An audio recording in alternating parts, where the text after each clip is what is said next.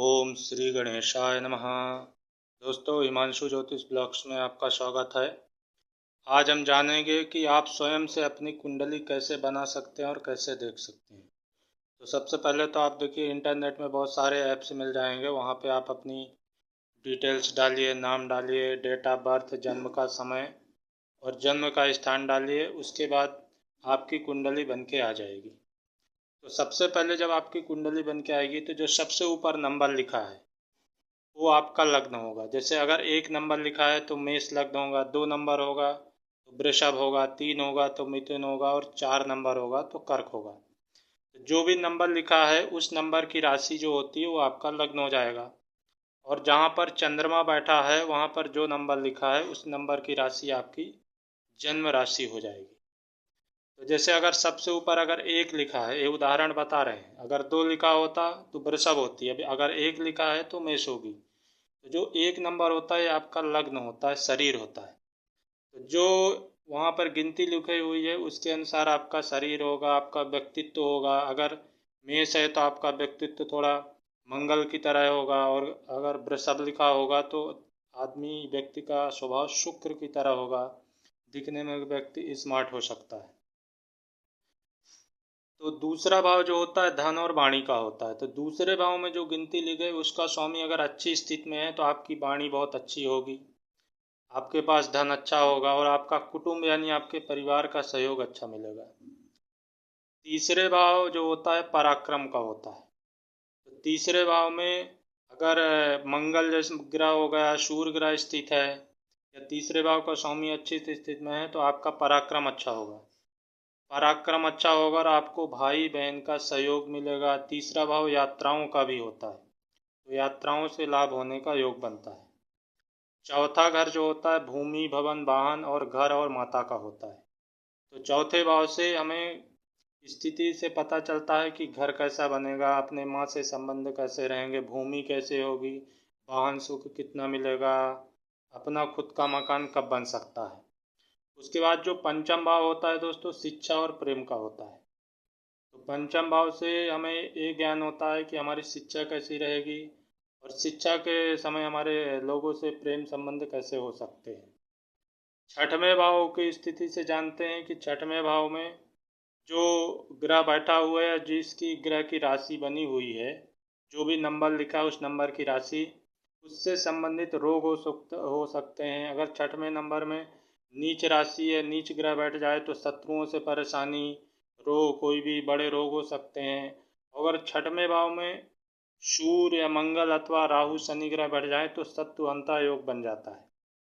सातवें स्थान से शादी और व्यापार का बारे में जानकारी मिलती है। तो सातवें भाव से शादी और व्यापार से संबंधित विचार किया जाता है कि पत्नी कैसे मिलेगी और हमारे शादी होने के बाद पत्नी से संबंध कैसे रहेंगे, और साथ में पति और पत्नी दोनों का देखा जाता है। और दूसरा, व्यापार में सफलता कैसे मिलेगी।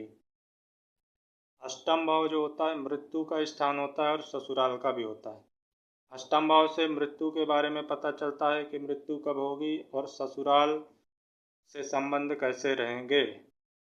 नवम भाव जो होता है भाग्य का होता है। नवम भाव से हम भाग्य के बारे में विचार करते हैं कि नवम भाव में स्थित ग्रह और नवम भाव में जो राशि बन रहा है उसके स्वामी ग्रह की स्थिति को देखकर ये पता चलता है कि आपका भाग्य कितना सहयोग देगा, आप धर्म से जुड़े कार्यों में कितना अपना योगदान देंगे और आपके पिता से कितने अच्छे संबंध रहेंगे। दोस्तों, दसम भाव जो होता है कर्म होता है और राज सुख होता है।